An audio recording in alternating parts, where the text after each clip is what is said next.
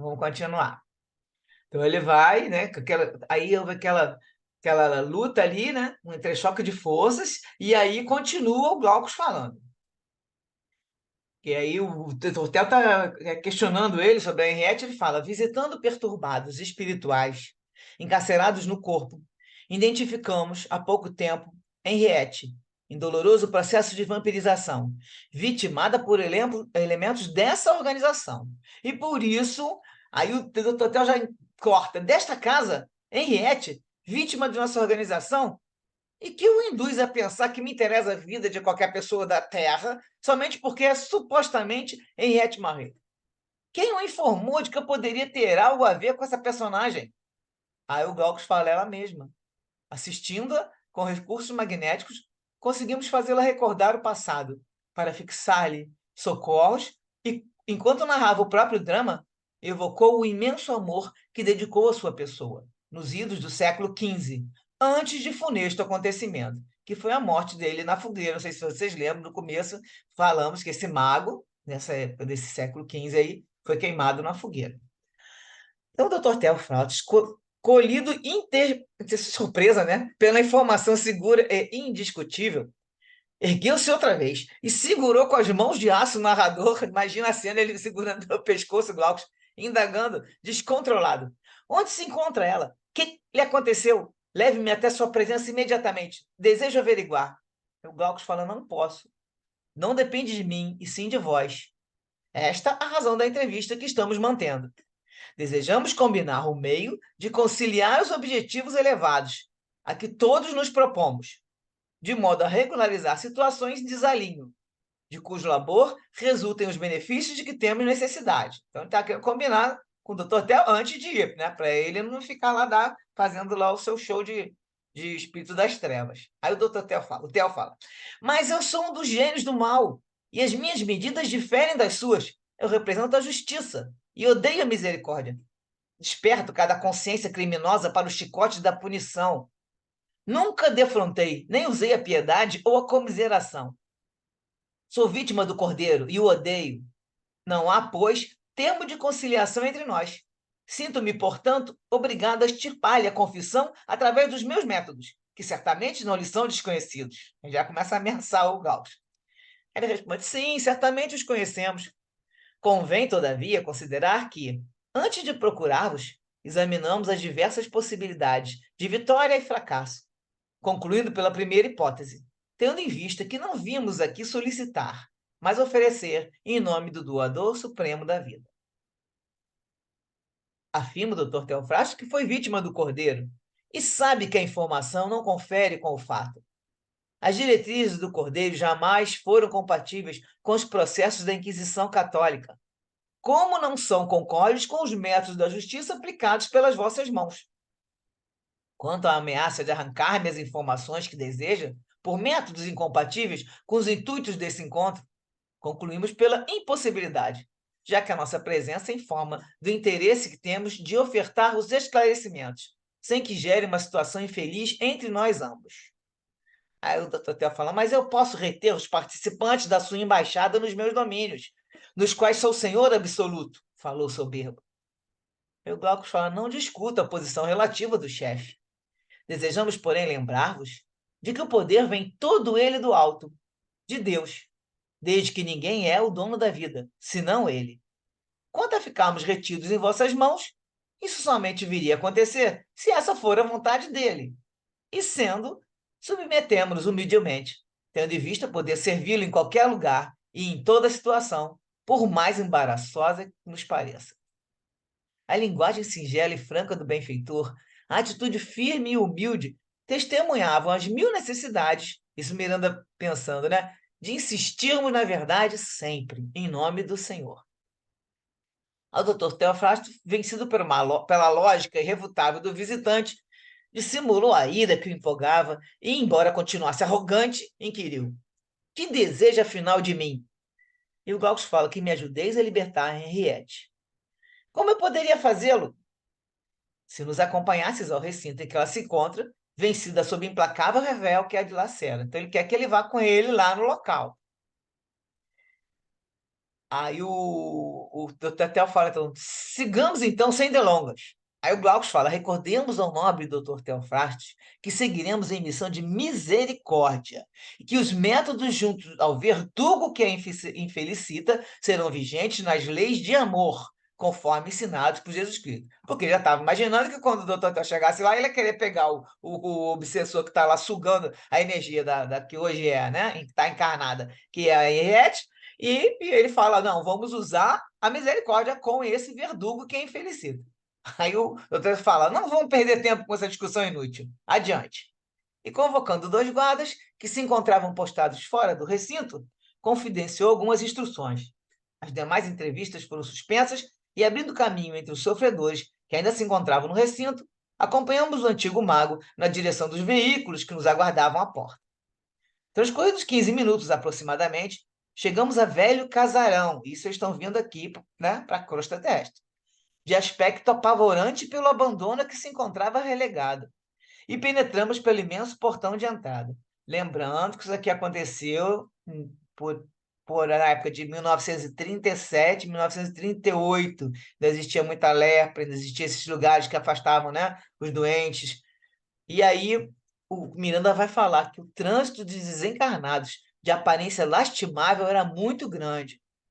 Encarnados em desprendimento parcial pelo sono, apresentavam-se agitados, sempre loucos. Então estava ali uma mistura de encarnados e desencarnados, todos naquela casa, que é onde estão abergavam esses portadores de lepra, né, de mal de Hansen.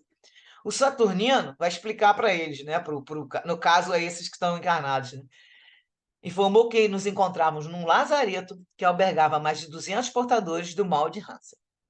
A Miranda fala que o odor era nauseante e forte, empestando o ar e densas nuvens, originadas pelas vibrações carregadas de revolta e desespero, ofereciam um aspecto das regiões, parecia até o local das regiões infelizes do mundo espiritual inferior, em que muitos se reeducam pelo sofrimento. Aí o irmão Saturnino vai explicar. O sofrimento, sob qualquer forma em que se apresente, é bênção.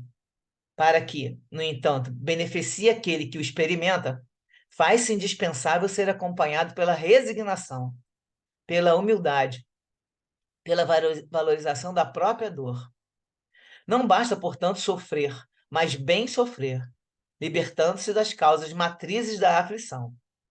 É muito comum encontrar-se o homem experimentando o positivo do resgate sob nuvens de ira e desesperação, com as quais aumenta o fardo das dívidas, graças à rebeldia e a queixas injustificáveis.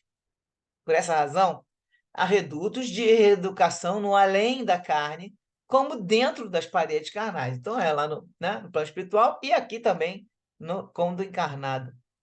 Regiões em que se aglutinam os comparsas dos diversos departamentos do crime para resgatarem em clima de afinidade.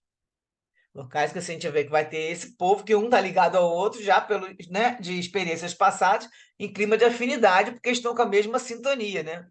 Então ele fala aqui que esses locais vão aglutinar também esses desastres cometidos contra a lei e a justiça soberana. Aí ele vai contar o tipo de gente que está ali. Nesta casa, desfilam os que afrontaram o corpo, desrespeitando-lhe as fontes de vida. Os que esmagaram outras vidas, enquanto possuíam nas mãos as rédeas do poder. Os que fecharam ouvidos e olhos ao clamor das multidões esfaimadas e enlouquecidas de dor. Mãos que ergueram o chicote e dilaceraram. Corações que se empedraram na indiferença, enquanto fruía o licor da fortuna, da nobreza mentirosa, da beleza em trânsito na forma. Os fomentadores do ódio, os soberbos, os orgulhosos, alguns suicidas, inveterados em constante tentação, para abandonar o fardo outra vez. Em purgatório carnal, podem transitar para as legiões da luz ou para os abismos da treva, dependendo da livre escolha de que dispõem os que expungem com resignação ou com revolta. E agora eu tinha que tirar esse texto aqui para pagar esse da misericórdia que é da Joana de Anjos. Espera aí que eu estou abrindo. Então, agora, antes da gente entrar nos nossos comentários, vou colocar um trechinho aqui, que é Espera aí, eu tenho que compartilhar. É difícil hoje, muita coisa junto. Aqui é muito anexo, né? Vou botar só esse pedacinho aqui que a Joana vai falar, da bênção do sofrimento, tá? Foi feito em novembro, essa psicografia em novembro de 2013, por Divaldo, né? E eu cortei alguns pedaços, lógico, para a gente não precisar ler tudo, depois, quem quiser pode pegar, que é fácil de pegar esse texto. Observas como experimentam aflições alguns espíritos nobres e gentis, que trabalham em favor do bem e cultivam os ideais da edificação e da caridade, enquanto outros, que se dedicam ao mal e preservam sentimentos destrutivos, permanecem em irretocável estado de saúde ou desencarnam sem a presença das dores angustiantes. Ela estava falando para o Divaldo, no caso, saindo do texto, que a pessoa fica observando isso, né? Tem, poxa, tanto espírito bom, né, e sofrendo com dores, e os que estão do mal ali fazendo, estão com estado de saúde ótimo e desencarnam sem dor. Aí ele fala, não é raro, ela continua falando, não é raro inquirir-lhes por que coisas mais acontecem a pessoas boas. Esses fenômenos, porém, fazem parte do processo da evolução e constituem desafios que facultam o crescimento espiritual do ser. O sofrimento, do ponto de vista espiritual, é a verdadeira bênção que Deus oferece aos seus filhos, a fim de proporcionar o desenvolvimento dos tesouros divinos que lhes permanecem em germe, liberando-os das heranças ancestrais que os capacitaram a alcançar o estado da humanidade. Naturalmente que aqueles que hoje são bons nem sempre o foram, e ora resgatam os lamentáveis enganos de jornadas ancestrais, nas quais se comprometeram de maneira infeliz, escrevendo a trajetória pela qual peregrinam. Sucede que as leis soberanas da vida são feitas de amor e de justiça irrefragáveis, e ninguém as burla sem sofrer as consequências. Por outro lado, aqueles que hoje permanecem na indiferença ou se comprazem em gerar dificuldades para o seu próximo, desfrutando de alegrias e concessões que parecem não merecer, estão dispondo da oportunidade de produzir e de despertar os sentimentos elevados que jazem entorpecidos pela inferioridade na qual ainda se encontram. Voltarão, né, volverão ao proscênio terrestre oportunamente e serão considerados bons, experienciando as aflições que soam como injustas. E aí a pessoa vem, mas ela até se torna uma pessoa boa, só que vai passar por muitas aflições, porque tem um passado lá, né, de outra existência, que semeou, agora vai colher. Então vem o recado para todos nós: nunca reajas com rebeldia à sublime experiência do sofrimento que te modela interiormente, demonstrando-te, por um lado, a transitoriedade da aparência material, ao tempo em que te prepara para a perenidade da vida, além da disjunção molecular, pelos infinitos roteiros da imortalidade. Renasceste para redimir-te dos equívocos e disparates que te permitiste nas experiências transatas. Prepara-te para a construção do reino de Deus no próprio coração, de modo que, se estiver na planificação, no seu plano, né, reencarnatório, um testemunho equivalente para ti, esteja em condições de enfrentá-lo com elevação e alegria, considerando os benefícios que te advirão pelo sublime resgate. E aí ela termina aqui, né, o assunto, mas vamos voltar ao texto lá, porque a gente está lendo aqui, porque nós estamos dentro do leprosário, né? Estamos ali com as pessoas. Agora é a hora do nosso comentário, até já para parar aqui. Nós estamos dentro do leprosário, estão todos ali sofrendo. Aí também o doutor até vai ficar com ódio, porque vai ver que está achando que a outra mulher lá que ela chamava, vai aparecer, a Henriette, né? Henriette Marie, e vai estar sofrendo muito e ele está explicando que está todo mundo ali, naquela 200 doentes, né? Por alguma razão. Então, explicou alguns tipos vamos dizer, semeaduras que aconteceram, que a pessoa agora está colhendo essa semeadura. Vamos lá, gente. Vamos ver alguma dúvida aí para a gente já falar agora no intervalo?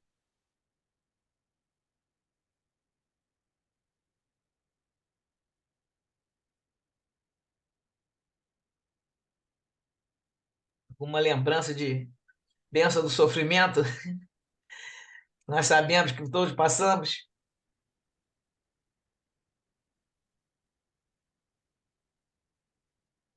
Hoje o pessoal está calado. Então, eu vou continuar, hein, gente.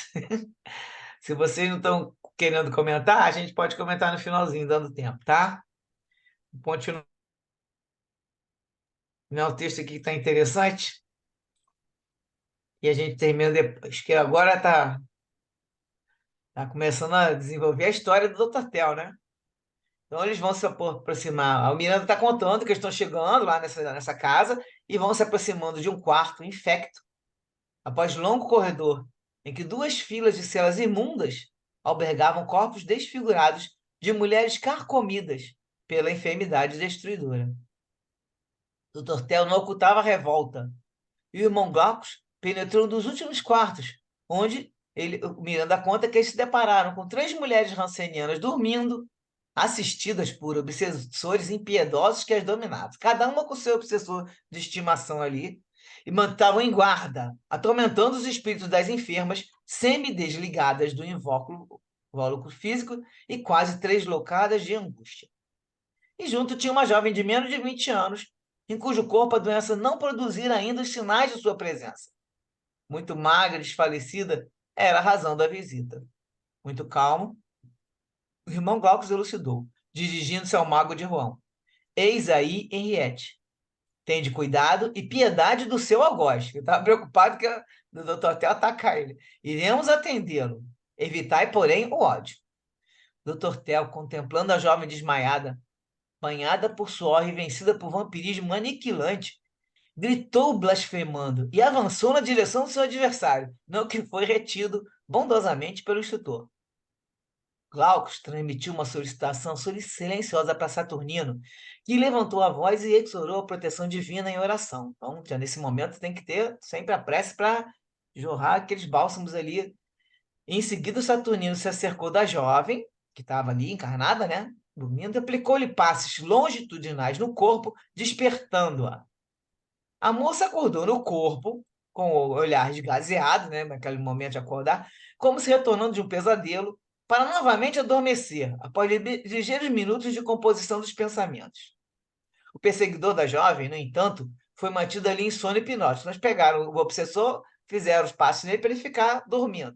Enquanto o irmão Glaucus produziu o desdobramento da paciente e sua imediata lucidez. Ela logo acordou e ficou, olhou pelo recinto, relanceou o olhar e se deparou com a figura do Dr. Tel.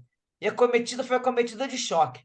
Que aí também a figura dele, né, que já é meio pavorosa, ela não está sabendo quem era. Então quis se evadir e carinhosamente o instrutor, o Glaucus, vitalizou-a com fluidos calmantes e sugeriu que a entidade se aproximasse.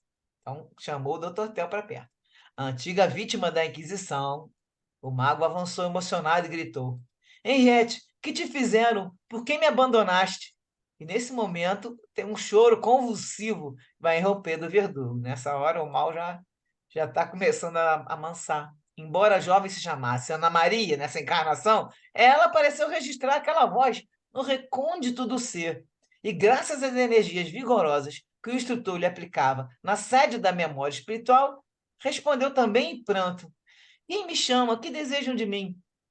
E à medida que Ana Maria despertava para o passado, sua forma espiritual registrava os sinais das tragédias que lhe sucederam através do tempo, para apresentar-se envelhecida, com as marcas da desencarnação e as características da antiga personalidade. E o Dr. Tel fala: Isso é minha Henriette Marie, não pode ser ela tão linda e pura.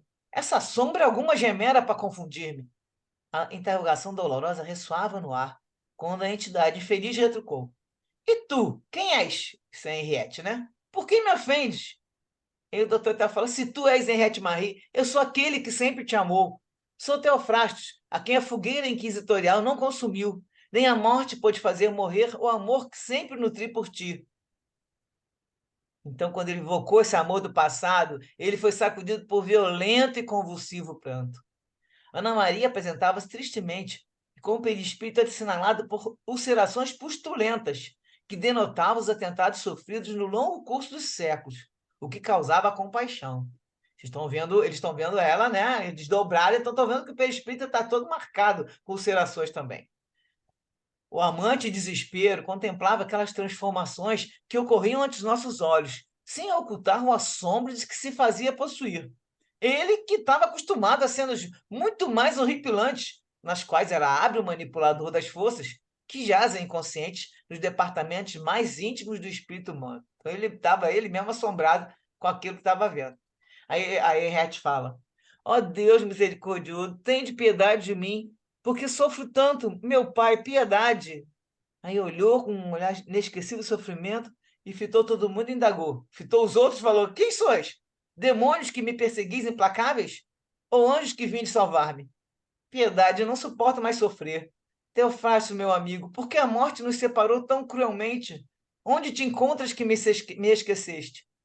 Eu apressei a volta ao mundo dos mortos faz tanto tempo para buscar-te.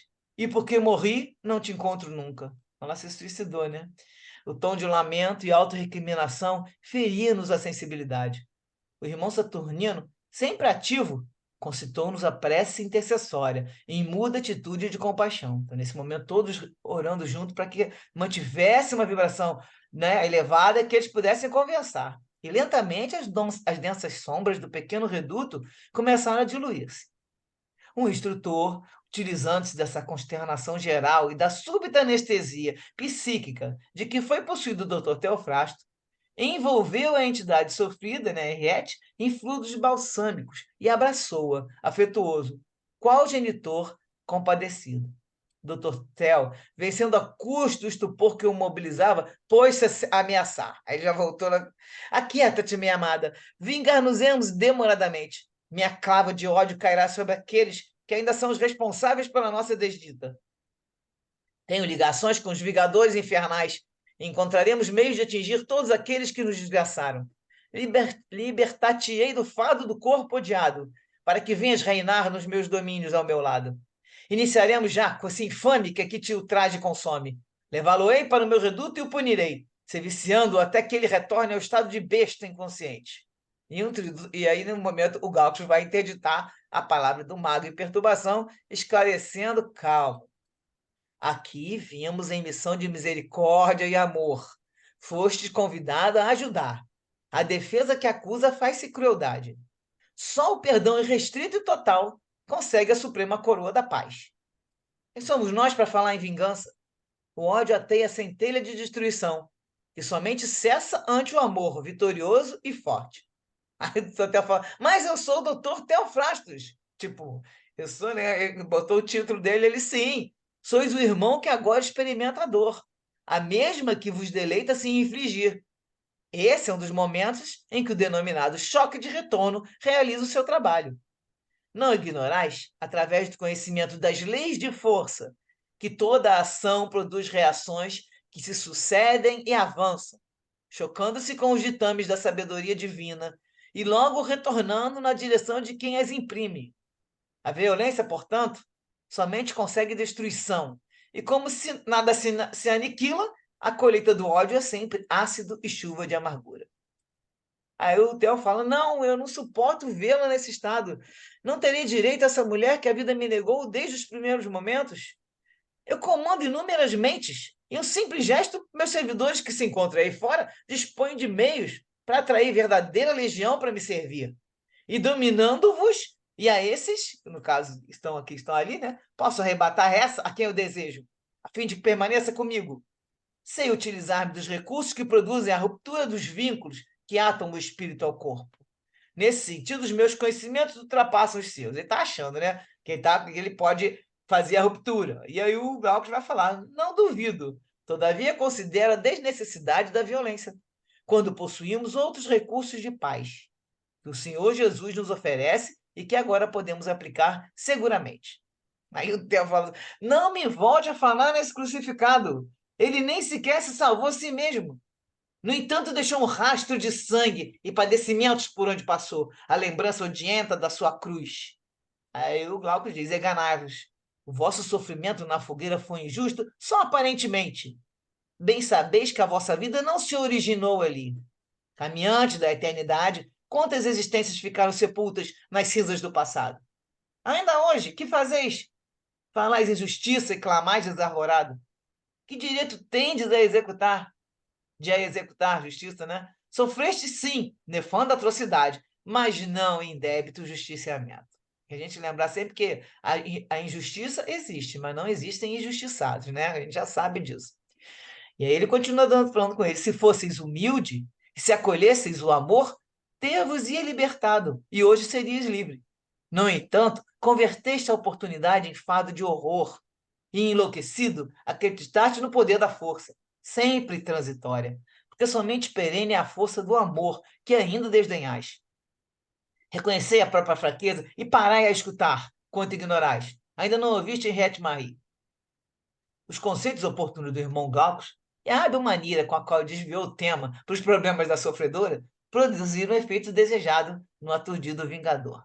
Aí o Theo fala: conta-nos o que te ocorreu. Procurei tanto quando as labaredas deixaram de queimar minhas carnes.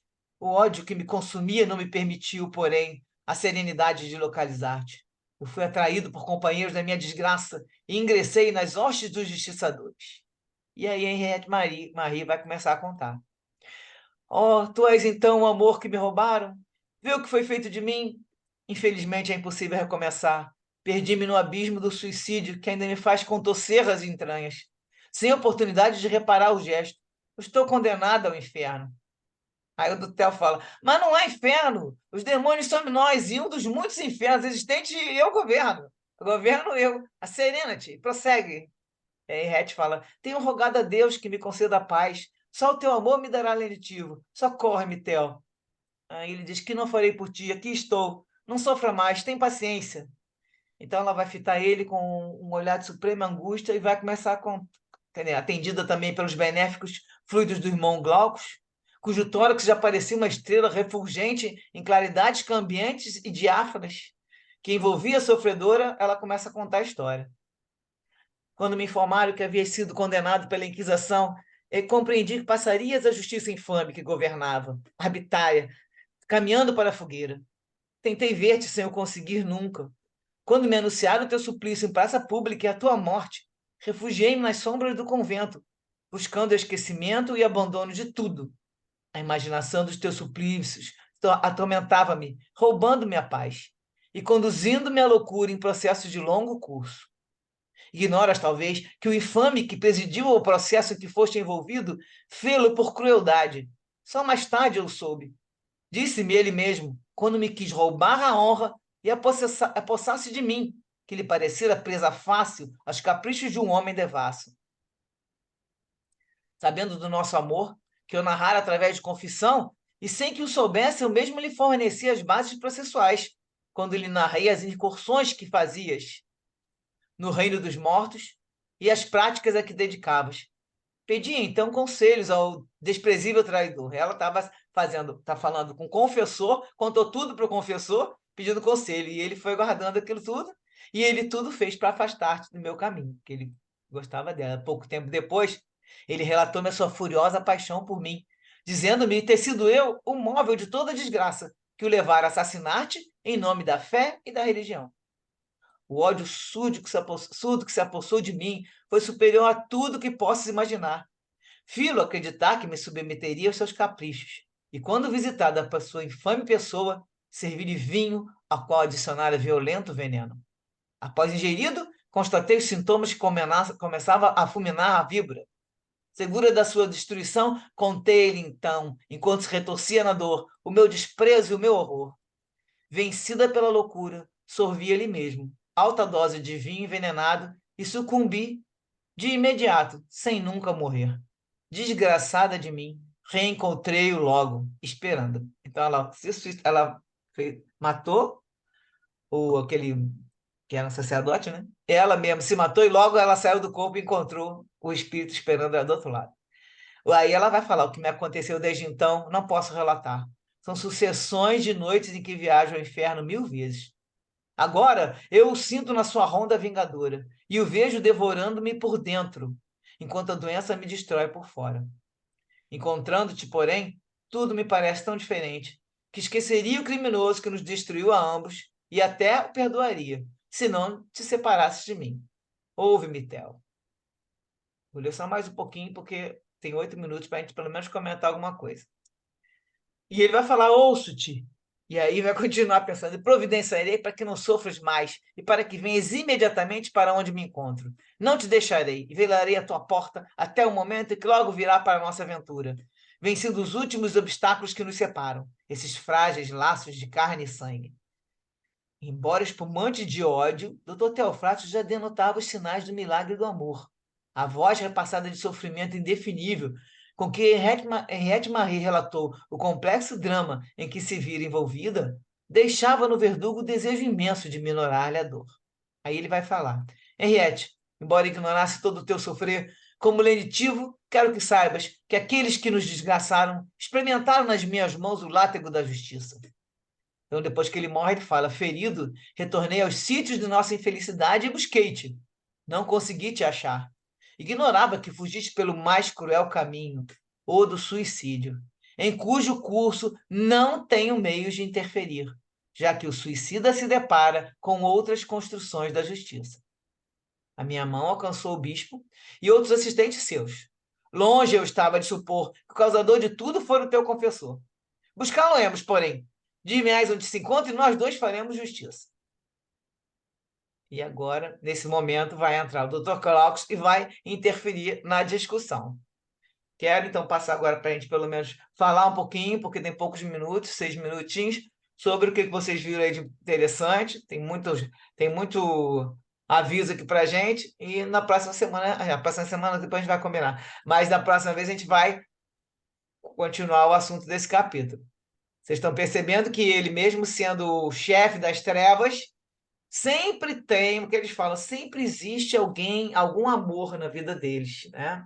Nem que seja a mãe, nós já vimos várias histórias que é a mãe que vai resgatar, nem que seja agora no caso a mulher, sempre tem. Então, o que que aconteceu? Eles conseguiram localizar, né, pelo trabalho, por isso que foi feito. Tudo é planejado, nada é por acaso. O Glauco já estava em contato com a que foi a mulher dele, tudo, conseguiram organizar esse encontro, né? Mesmo ele ficando assim na dúvida, o doutor Theo, mas ele aceitou, quando falou da Henriette Marie, ele logo aceitou. Está falando aqui que ela teve perispírito muito cheio de ulcerações, porque além de ser homicida, ainda era suicida, né? E aí isso tudo juntou para que ela tivesse com essas, fora que ela deve ter passado em outras encarnações, isso é século XV, né? Ela veio passando por outras encarnações. Ele não, ele ficou lá nas trevas e ficou mantendo aquela cidade da justiça lá, aquela cidade estranha também, né? E aí ele fica olhando como ela já está toda bem destruída. Agora você vê que ele também ele não consegue atacar o Glaucus, porque ele chega e vê, sente aquela autoridade moral dele, né? E no caso, o Glauco continua falando que tem que ser, prestar atenção que a ação vai produzir sempre uma reação. Com que contra os ditames da sabedoria divina não tem como, não existe. E aqui para falar, terminando aqui, ele fala já estão envolvendo, né? O Glauco está envolvendo ela também para que eles fiquem calmos, no caso, especialmente ela. E ele fala aqui que quando a pessoa se suicida, nem ele fala, não tenho meios de interferir, já que o suicida se depara com outras constituições da justiça. Por isso que eles, quando querem que a pessoa se destrua bastante, como é o caso que ele fez aquele implante no jovem, né? Eles colocam a mensagem para a pessoa se suicidar, porque aí ela destrói e se destrói por muitos e muitos anos, né? O que mais, gente? O que a gente pode comentar aí? Faltam 4 minutinhos. Fala alguma coisa aí. É interessante, né, Sul, de ver, né, que um espírito tão endurecido, né, pode ser tocado pelo amor, né? É muito impressionante isso. Foi até emocionante para mim durante a leitura, né? E mais lá no final do capítulo, mas ele assim, até no final do capítulo, né, ainda continua vingativo, né? Eu achava assim que o espírito se, né, depois que ele era tocado, né, que cai aquela virada de chave, né? Achava que assim, ele já se melhorava totalmente. Não, ele continua ainda vingativo. Não, a gente vai se vingar, a gente, né? Falando para Irete, né? É interessante de observar isso, né? E vai E continuar mesmo por amor, muito ele quer a tempo ainda. visão. Não, não é agora que ele vai mudar o modo, porque ele vai continuar sendo o Né? chefe das trevas. Só que aí ele está começando a ser tocado, né? E ele tocado em relação Uhum. a ela. Agora, ele não muda o modo de pensar tão cedo. Ainda tem bastante capítulos para a gente ver. E ele vai continuar sendo o chefe Pois da é, ele família. Tanto que né? o Glaucus Ele coloca para ele, eu respeito, né? Ele respeita ele toda hora, né? Isso é Uhum. interessante. Bom, tem 2 minutos e pouco, gente. Bom, a gente vai dar uma semaninha de férias semana que vem, porque eu estou com a casa cheia aqui, vai ser férias do Neto, então semana que vem a gente não tem o final do capítulo. Eu acho que vocês podiam acabar de ler também, já para a gente ter uma mais. Não falta muita coisa, faltam 2, 3 páginas, né? Eu vou jogar o resuminho lá no grupo para que vocês leiam já resumido, não tanto cheio de tantos detalhes, e, e a gente segue com essa história aí. Esse capítulo 9, né? E o capítulo 10 também continua. Então, o que que acontece? Nós temos que estar sempre prestando atenção nas mensagens que estão por trás. A gente está vendo, mas o cara é o chefe das trevas, está fazendo isso, então não é todo o alcance que ele tem. O próprio Glaucus fala para ele, aqui é da verdade, mas só que a verdade não é aquela que você coloca com a seu tipo de justiça, né? A verdade aqui é a gente usar a misericórdia, usar o amor, toda hora ele vai falar. Por que que ele foi o que vai estar falando com o Dr. Tel? Porque ele tem também o recurso hipnológico. Então ele agiu jogando aquela energia contra ele, não agindo naquela luta, só que ele também estava levando ele numa situação que ele pensasse induzido, né? Ele estava uma indução hipnológica que também fazia com que eles são todos os dois com muita potência. O Theophrastus é um mago também, né? Mas ele vai conseguindo levar a reunião. Carla, não tá indo cá. Carla, a gente vai ter que fazer a oração, porque falta um minutinho só para a gente terminar. Depois eu boto os últimos avisos lá no grupo, tá bom, Tá gente? legal. Vamos lá. Pode ir. Senhor Jesus, Senhor Jesus, obrigada por mais uma noite de estudos, de entendimento da sua doutrina. Obrigada por essa obra maravilhosa, psicografada por Divaldo Franco. E que nós sejamos capazes de absorver essas lições, levar para o nosso dia a dia, que nós sejamos abençoados e que esse mundo rume para a regeneração, assim como todos nós. Que assim seja. Graças a Deus. Graças a Deus, gente. Então, um beijo. Uma semaninha só de férias. Primeira semana de agosto estamos de volta, tá bom? Beijo, parabéns Falou. pelo neto, Boa Su. noite, obrigada. Tchau. Boa noite Tchau, com Deus. gente. Beijão. Tchau. Fiquem com Deus.